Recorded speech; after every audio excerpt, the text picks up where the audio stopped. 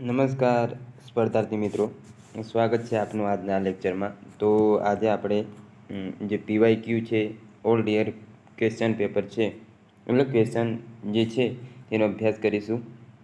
અગાઉ આપણને ખ્યાલ છે તે મુજબ 1200 જેટલા પ્રશ્નો ને ગયા લેક્ચરમાં આપણે મહાવરા માટેના પ્રશ્નો કરી ગયા છે.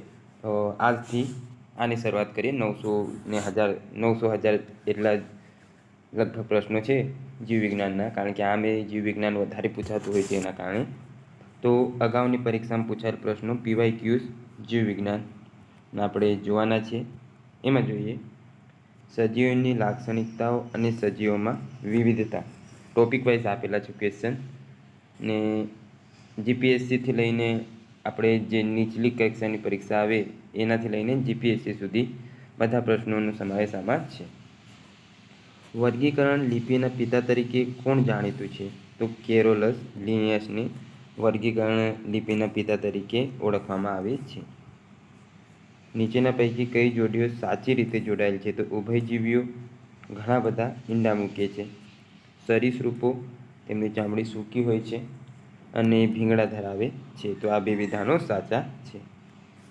નીચે આપેલી યાદી 1 અને યાદી 2 સાથે જોડો. તો જડો એ અળસિયો, મૃદુકાય, છીપા, ગોકળગાયનો એમાં સમાવેશ થાય.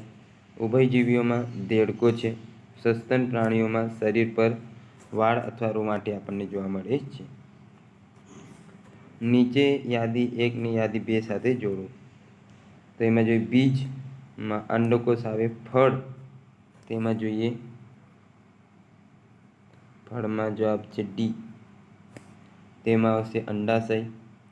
લાકડું તો સ્ટેપ થર્ડ ને સ્ટાર્ચ, તો એમાં જવાબ છે પર્ણમાં સ્ટાર્ચ હોય. તો આવી રીતે કંઈક જોડકા જોડાયેલા છે. નીચેના પૈકી કયા વિધાન સાચા છે? તો ટેડપોલને ઝાલર એટલે ગીલ શ્વસન ઇન્દ્રિય હોય છે. ગીલ એટલે શ્વસનેન્દ્રિય હોય છે. વનસ્પતિ દ્વારા ખાલી જગ્યા મારફતે કાર્બનને ઉર્જાના સ્વરૂપમાં સ્થિર કરવામાં આવે છે. તો પ્રકાશ સંશ્લેષણ દ્વારા. કાર્બન સજીવોના શુષ્ક વજનના ખાલી જગ્યા ટકાનો હિસ્સો ધરાવે છે. તો 49% જેટલો ભાગ તે કાર્બન ધરાવે છે. વનસ્પતિના કયા ભાગમાં હરિતદ્રવ્ય અને અન્ય વર્ણરંજક હોય છે જે પ્રકાશ ઉર્જા મેળવવા અને પ્રકાશ સંશ્લેષણ કરવા માટે જરૂરી હોય છે? તો તે છે હરિતકણ. કાર્બન ખાલી જગ્યા દ્વારા કાર્બન ડાયોક્સાઇડના સ્વરૂપમાં છોડમાં પ્રવેશ કરે છે. તો પાંદડા દ્વારા પ્રવેશ કરતો જોવા મળે છે કાર્બન. પ્રાણીઓના કયા વર્ગમાં પૃષ્ઠરજ્જુ એટલે નોટોકોડ અને પૃષ્ઠ પોલા ચેતાસૂત્ર ધરાવતા ડોર્સલ હોલો નર્વ કોડ સજીવોનો સમાવેશ થાય છે? તો તે છે મેરુદંડીયોમાં. ત્યારબાદ આગળ જોઈએ નિમ્નલિખિતમાંથી કોણ વનસ્પતિ સામ્રાજ્યનું ઉભયજીવી છે? તો તે છે બ્રાયોફાઇટા. આગળ પ્રકાશ સંશ્લેષણની પ્રક્રિયાના સંદર્ભમાં કયા વિધાન સાચા છે? તો લીલા છોડ સૌર ઉર્જાને રાસાયણિક ઉર્જામાં રૂપાંતરિત કરે છે. સામાન્ય રીતે પતંગિયાને કેટલા પગ હોય છે? તો 6. પ્રાણી વિજ્ઞાનના પિતા તરીકે કોણ ઓળખાય છે? તો તે છે એરિસ્ટોટલને પ્રાણી વિજ્ઞાનના પિતા કહેવામાં આવતા હોય છે. Who is known as father of modern anatomy? તો તે છે એન્ડ્રયુ વેસ્યુલિયસ. મોડર્ન એનાટોમીના જે પિતા તરીકે એમને ઓળખવામાં આવે છે. નીચેનામાં તો કયું જંતુભક્ષી છોડ નથી? તો આપણે એમાં જોઈએ પિયર પ્લાન્ટ છે તે જંતુનું ભક્ષણ કરે છે. વિનસ ફ્લાયટ્રેપ છે તે જંતુનું ભક્ષણ કરે છે. ને બ્લેડર વોલ્ટર છે તે પણ જંતુનું ભક્ષણ કરે છે. હવે કોષ વિશે અભ્યાસ કરીશું. પ્રાણી અને વનસ્પતિ કોષો કેવી રીતે અલગ પડે છે? તો કોષ દિવાલની હાજરી કે ગેરહાજરીના આધારે પ્રાણી અને વનસ્પતિ કોષો અલગ પડતા જોવા મળે છે. ને જવાબ ડી એ સાચો છે. આમાં આકારના આધારે. ફાઇનલ આન્સર કી મુજબ બી અને ડી બંને સાચા છે. કોષની ક્રિયાઓનું નિયમન કોષની કઈ અંગિકા કરે છે? તો કોષ કેન્દ્ર. આગળ જોઈએ કોષની કઈ અંગિકાને કોષનું શક્તિઘર કહે છે? તો તે છે કણાભ સૂત્ર. પ્લાઝ્મોડિયમ વાઇવેક્સનો ઇન્ક્યુબેશન સમયગાળો કેટલો છે? તો 14 દિવસ જેટલો છે. પ્રાણી કોષમાં નીચેના પૈકી કોષ અંગિકા હોતી નથી, એટલે કે કયા પ્રાણી કોષમાં કઈ કોષ અંગિકા પ્રાણી કોષમાં હોતી નથી? તો તે છે કોષ દિવાલ. સજીવોના કોષોમાં કોષ કેન્દ્ર એટલે ન્યુક્લિયસ સિવાયના નીચેના પૈકી કયા ઓર્ગેનેલ્સ ડીએનએ ધરાવે છે? તો તે છે મિટોકોન્ડ્રિયા. હરિતદ્રવ્યમાં ઘટાડાને કારણે પાંદડા પીળા પડવાની પ્રક્રિયા નીચેનામાંથી કઈ છે? તો ક્લોરોસિસ. ડીએનએ અને આરએનએ વચ્ચેના તફાવત અંગે કયા વિધાનો સત્ય છે? તો ડીએનએ વધુ સ્થાયી છે અને લાંબા સમય સુધી વધુ જટિલ માહિતી સમાવી રાખે છે. આરએનએ વધુ પરિવર્તનશીલ છે અને વિવિધ કાર્યો કરવા માટે સક્ષમ છે. ડીએનએ કોષના કેન્દ્રમાં જોવા મળે છે. તો આ વિધાનો સાચા છે. એટીપી એડેનોસિન ટ્રાઇફોસ્ફેટના સ્વરૂપમાં ઉર્જા ઉત્પન્ન કરવા માટે કોષમાં કઈ અંગિકા જવાબદાર છે? તો તે છે કણાભ સૂત્ર. કોષના વિસ્તરણ અને વૃદ્ધિ માટે વનસ્પતિનો કયો અંતઃસ્ત્રાવ જવાબદાર છે? તો તે છે ઓક્ઝિન. આગળ જોઈએ.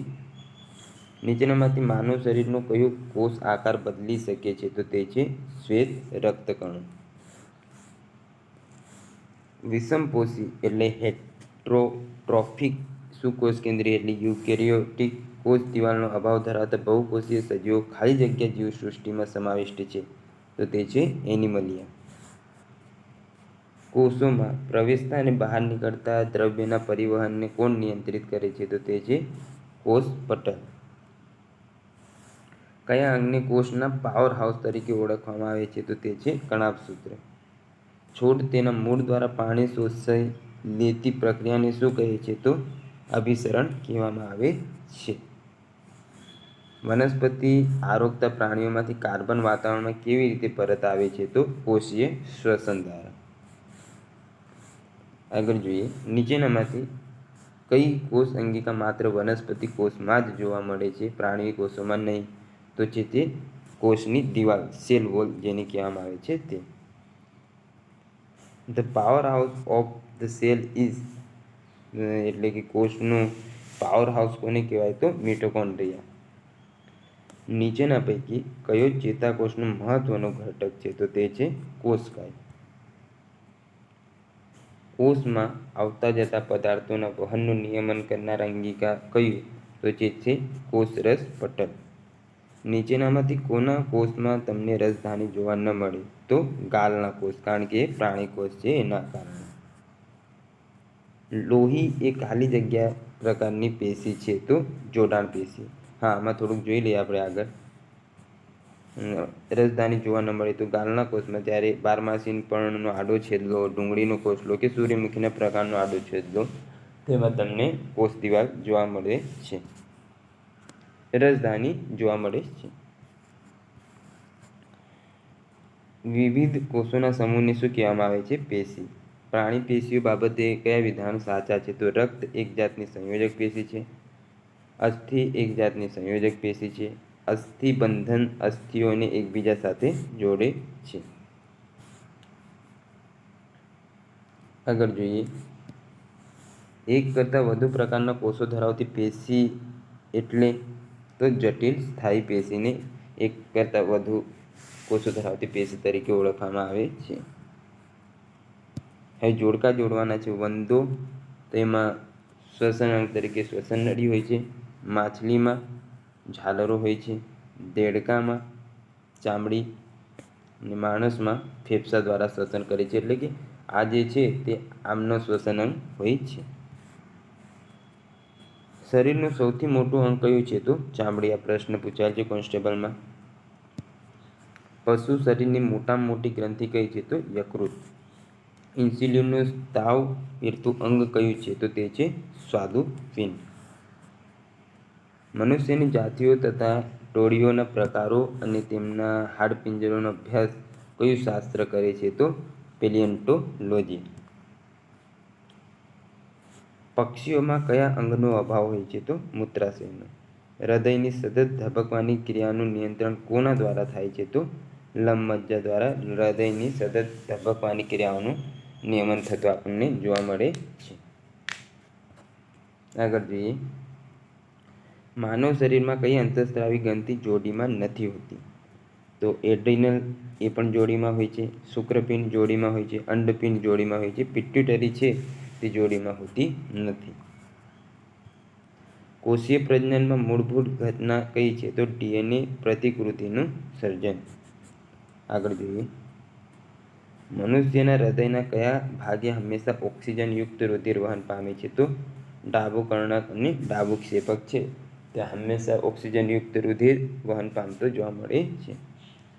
નીચેનામાંથી કોણ માનવ શરીરની શારીરિક સ્થિતિ અને સમતોલનપણું જાળવે છે? તો તે છે જાળવવામાં મદદ કરે તે છે અનુમસ્તિષ્ક. શરીરમાં થતી પાચન ક્રિયા એ કઈ રાસાયણિક પ્રક્રિયાનું ઉદાહરણ છે? તો તે છે વિઘટનનું. રુધિરનું પ્રવાહી માધ્યમ કયા નામથી ઓળખાય છે? તો રુધિર રસના નામથી ઓળખવામાં આવે છે.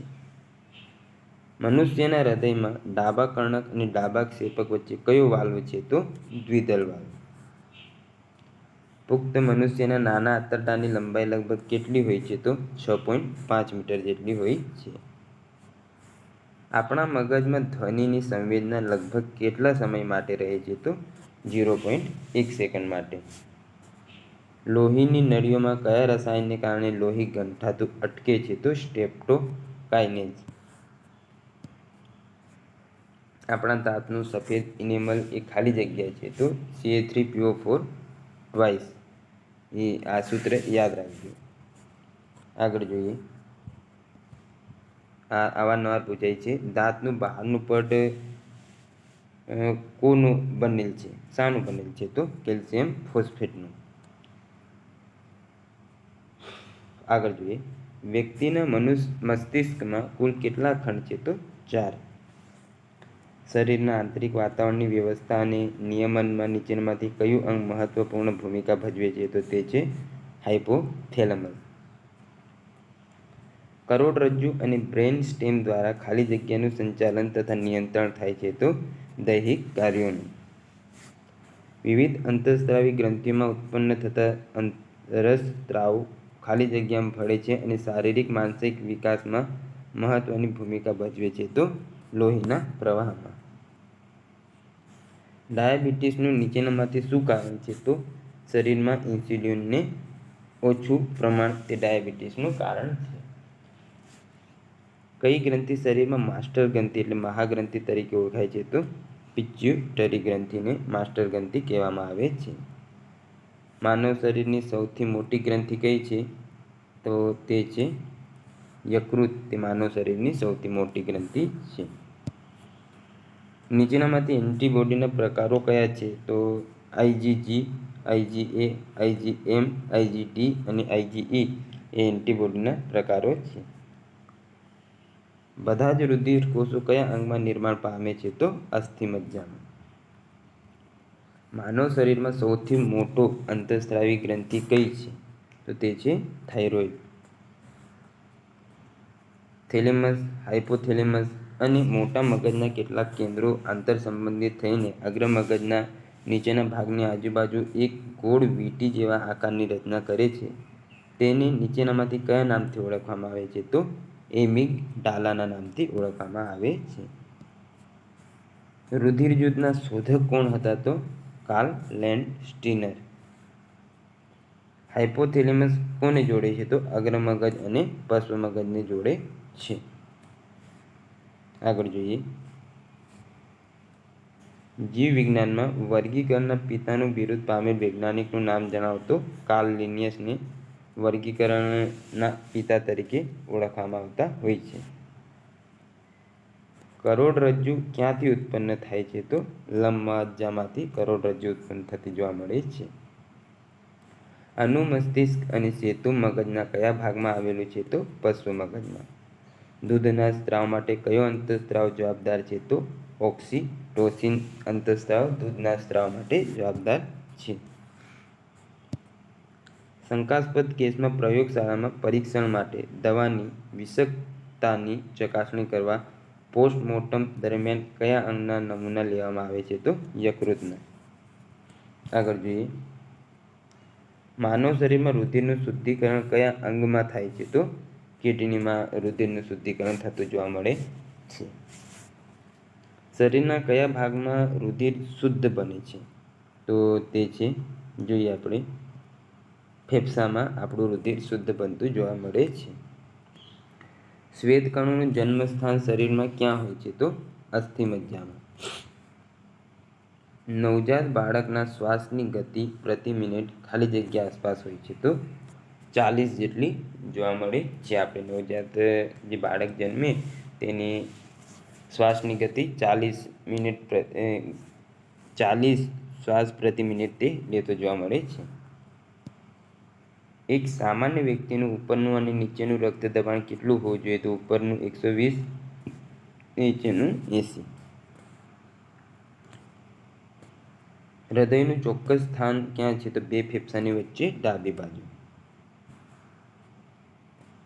શરીરમાં રક્તકણો ક્યાં બને છે? તો હાડકાના પોલાણમાં. અંડકોષમાં રંગસૂત્રો કેટલા હોય છે? તો 23 જોડ. માનવ મગજનો સૌથી મોટો અને જટિલ ભાગ કયો છે? તો બૃહદ મસ્તિષ્ક. શુક્રવાહિની નીચેના પૈકી શાની સાથે જોડાયેલ હોય છે? તો શુક્રાશય અને પ્રોસ્ટેટ ગ્રંથિ સાથે. વાલ્વયુક્ત રુધિર વાહિનીઓને શું કહે છે? તો શિરા. કયો ભાગ અગ્રમગજનો નથી? તો તે છે ચતુષ્કાય. બાકી થેલામસ, ધ્રાણપિંડ, હાઇપોથેલેમસ એ બધા અગ્રમગજના ભાગ છે. આગળ જોઈએ, ક્ષેપકોમાંથી કર્ણકમાં રુધિરને પાછું આવતા અટકાવનાર વાલ્વો કયા છે? તો ત્રિદલ અને દ્વિદલ. આ બે વાલ્વ છે, જે દ્વિદલ વાલ્વ ડાબા કર્ણક અને ડાબા ક્ષેપક વચ્ચે, અને ત્રિદલ વાલ્વ જમણા કર્ણક અને જમણા ક્ષેપક વચ્ચે આવેલ હોય છે. નીચેના પૈકી શામાં અંડકોષનું સર્જન થાય છે? તો અંડકમાં. ઉત્સેચકોનું નિર્માણ શાના દ્વારા નિયંત્રિત છે? તો જનીન દ્વારા.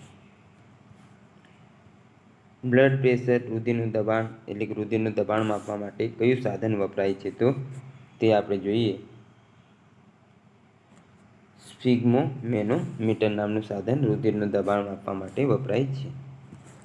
કઈ ગ્રંથિનો સ્ત્રાવ શુક્રકોષોની ગતિશીલતા અને જીવિતતા વધારે છે?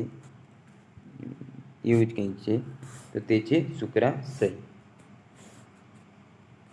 નાની વાહિનીઓ કે જે એક કોષ સ્તરીય જાડી દિવાલ ધરાવે છે તેને શું કહે છે? તો રુધિર કેશિકા.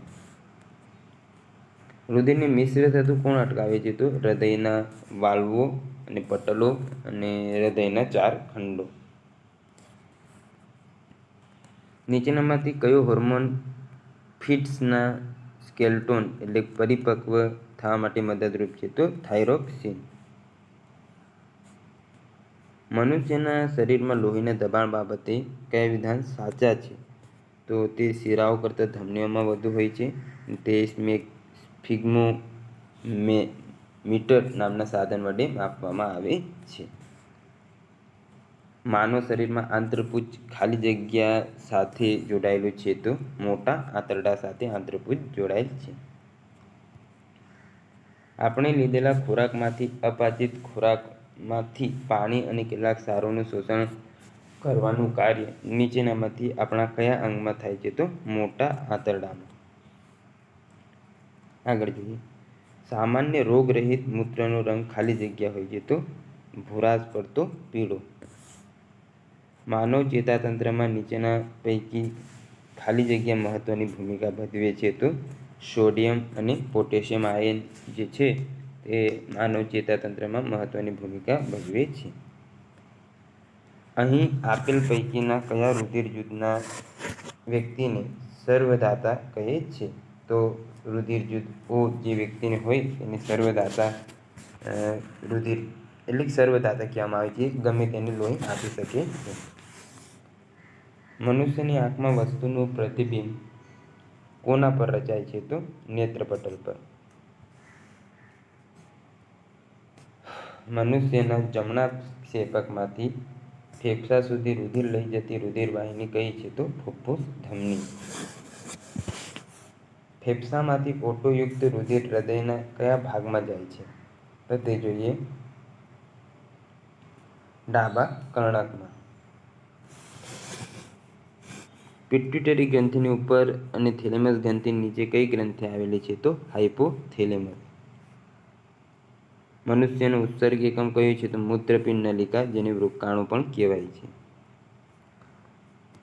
મનુષ્યમાં કેટલી જ્ઞાનેન્દ્રિયો હોય છે? તો 5. અંડપિંડમાંથી અંડકોષ મુક્ત થવાની ક્રિયાને શું કહીએ? તો અંડકોષપાત.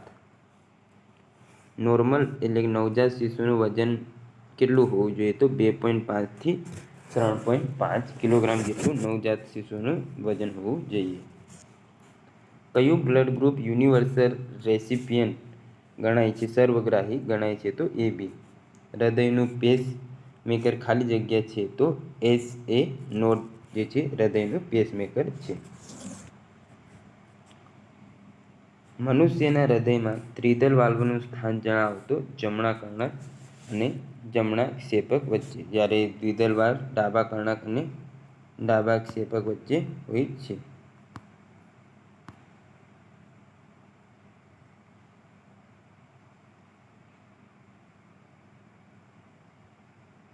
આગળ જોઈએ.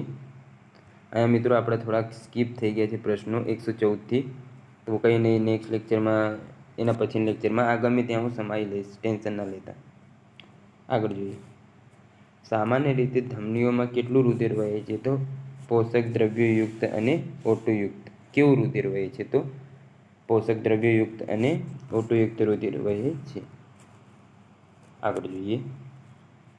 શુક્રપિંડનું તાપમાન સામાન્ય રીતે કેટલું હોય છે? તો 34 થી 35 ડિગ્રી સેલ્સિયસ. આંખનું કયું અંગ એટલે ઘટક લેન્સની માફક કાર્ય કરે છે? તો નેત્રમણી. સ્ત્રીમાં અંડવાહિનીની શસ્ત્રક્રિયાને શું કહે છે? તો ટ્યુબોટોમી. ગ્લુકોજીનેસિસની પ્રક્રિયા મુખ્યત્વે ક્યાં થાય છે? તો લીવરમાં. કયું જોડકું ખોટું છે? તો આપણે સાચા જોઈ લઈએ. સ્વાદુપિંડ તો ઇન્સ્યુલિન, એડ્રિનલ તો કાર્ટિસોલ, શુક્રપિંડ ટેસ્ટોસ્ટેરોન, ને આ ખોટું છે પિટ્યુટરી ઇસ્ટ્રોજન વાળું. મનુષ્યના હૃદયમાં કેટલા ખંડો આવેલા છે? તો 4. માનવીની આંખની જોવાની મહત્તમ ક્ષમતા કેટલી છે? તો તે છે 10 માઇક્રોમીટર, એટલે કે 10,000 નેનોમીટર જેટલી. રુધિર રસ શામાં હોય છે? તો તે છે રુધિર રસ શામાં હોય છે? 151નો જવાબ જોઈ લઈએ. સી. રુધિરમાં ફુફ્ફુસ શિરાઓનું રુધિર ક્યાં ઠલવાય છે? તો ડાબા કર્ણકમાં. હૃદયના ધબકારા સ્ટેથોસ્કોપ તો નાડીના ધબકારા માટે સ્ફિગ્મોમેનોમીટર. પક્વાશય એ કયા અંગનો શરૂઆતનો ભાગ છે? તો નાના આંતરડાનો. સ્ફિગ્મોમેનોમીટર સાધન શું માપવા વપરાય છે? તો લોહીનું દબાણ. માણસના શરીરના હાડકાં કેટલા છે? તો 213 ઓપ્શનમાં અહીંયા આપેલા છે તે. નીચે મનુષ્યના સૂક્ષ્મ શરીરના ચક્રો અને તત્વની માહિતી આપી છે, તે કઈ સાચી નથી? તો આપણે આમાંથી સાચી જોઈ લઈએ. મૂલાધાર પૃથ્વી તત્વ, મણિપુર અગ્નિ તત્વ અને અનાહત જલ તત્વ. પુરુષ શુક્રપિંડમાંથી કયું જાતીય અંતઃસ્ત્રાવ ઉત્પન્ન થાય છે? તો ટેસ્ટિસ્ટીરોન. આપણા શરીરનું સમતોલપણું કોણ જાળવે છે? તો નાનું મગજ. ફેફસાનું પહેલીવાર સફળ પ્રત્યારોપણ જે ગ્લોબલ હોસ્પિટલ ખાતે કરાયું તે ક્યાં આવેલી છે? તો ચેન્નઈમાં. યુરિયાને શરીરમાંથી કોણ અલગ પાડે છે? તો કિડની. ઉધરસ, છીંક, હેડકી, ઉલટી જેવા અનૈચ્છિક આવેગોનું નિયમન કોણ કરે છે? તો આનું મસ્તિષ્ક. પિયુષ એટલે પિટ્યુટરી ગ્રંથિનો વધારે પડતો અંતઃસ્ત્રાવ તો તે છે બાળકની ઊંચાઈમાં ખૂબ વૃદ્ધિ કરે છે. ડાયાલિસિસ શાની બીમારીના દર્દીઓ પર કરવામાં આવતી ક્રિયા છે? તો મૂત્રપિંડની બીમારી જેમને હોય તેમને ડાયાલિસિસ કરવામાં આવતું હોય છે. ઓપ્થેલ્મોલોજિસ્ટ કયા અંગના રોગના નિષ્ણાત ગણાય છે? તો આંખના. ઇન્સ્યુલિન શરીરના કયા અવયવમાં બને છે? તો સ્વાદુપિંડમાં. નેત્રદાનમાં આંખનો કયો ભાગ દાનમાં આપવામાં આવે છે? તો કોર્નિયા. શરીરમાંના પ્રતિરક્ષા તંત્રનું મુખ્ય કાર્ય કયું છે? તો શરીરમાં નુકસાન કરતા જંતુઓ પ્રવેશે ત્યારથી જ હુમલો કરી રોગ કરતા અટકાવો તથા રોગ થાય તો જંતુઓને હરાવી રોગ ભગાડવાનું કાર્ય.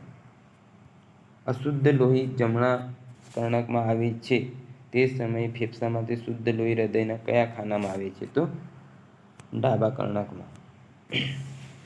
પરાવર્તી ક્રિયાઓનું સંચાલન કોના દ્વારા થાય છે? તો કરોડરજ્જુ દ્વારા. આગળ જોઈએ. સાચા વિધાનો તપાસો.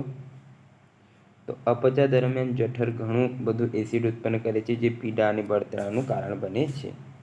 અતિશય એસિડિટીમાંથી મુક્તિ મેળવવા માટે મિલ્ક ઓફ મેગ્નેશિયાનો ઉપયોગ થાય છે.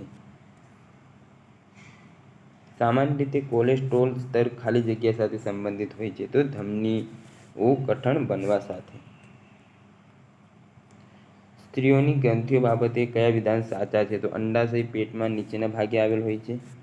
અંડાશયની જોડ ગર્ભાશયની બાજુમાં પટલ દ્વારા પકડાયેલા હોય છે. પિટ્યુટરી ગ્રંથિ, સ્તનધારી ગ્રંથિ અને એડ્રેનલ ગ્રંથિ પુરુષ અને સ્ત્રીમાં સામાન્ય છે.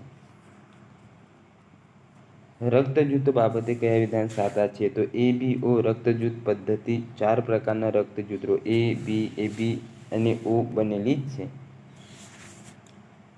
રક્તજૂથો મુખ્યત્વે લાલ રક્તકણો પર અને પ્લાઝમામાં આવેલા એન્ટીજેન અને એન્ટીબોડીઝ પર આધારિત છે. એન્ટીજેન અને એન્ટીબોડી બંને પ્રોટીન પરમાણુઓ છે. આગળ જોઈએ. માનવ શરીર બાબતે કયા વિધાન સાચા છે? તો મધ્યસ્થ ચેતાતંત્ર મગજ અને કરોડરજ્જુ ધરાવે છે. લસિકા તંત્ર લોહી અને પેશીઓ વચ્ચેના પ્રવાહીને સંતુલિત કરે છે. તબીબી ક્ષેત્રમાં ઇલેક્ટ્રોકાર્ડિયોગ્રાફ કાર્યરીતિ બાબતે કયા વિધાન સાચા છે? તો ECG હૃદય રોગના ભૂતકાળના હુમલાઓના પુરાવાઓ અને નિદાન થયું ના હોય એવા કોઈ પણ હૃદય રોગને શોધી શકે છે. ત્યારબાદ કસરત એટલે એક્સરસાઇઝમાં ECG તણાવ અને કસરત દરમિયાન હૃદયની ઇલેક્ટ્રિક પ્રવૃત્તિનું પરીક્ષણ કરવા વપરાય છે. રક્તકણો બાબતે કયા વિધાન સાચા છે? તો લાલ રક્તકણોનું આયુષ્ય લગભગ 120 દિવસનું હોય છે. શ્વેત રક્તકણોનું આયુષ્ય 12 થી 20 દિવસનું હોય છે. જ્યારે ધૂળ આંખમાં જાય ત્યારે જે ભાગ સોજાવાળો અને ગુલાબી થઈ જાય તે ખાલી જગ્યા છે? તો નેત્રસ્તર કંજક્ટિવા. સાચા વિધાન તપાસો. મોટું આંતરડું પાણી અને વિટામિન શોષે છે અને ગુદામાર્ગમાં કચરો ઠાલવે છે. ખોરાકનું રાસાયણિક પાચન નાના આંતરડામાં થાય છે.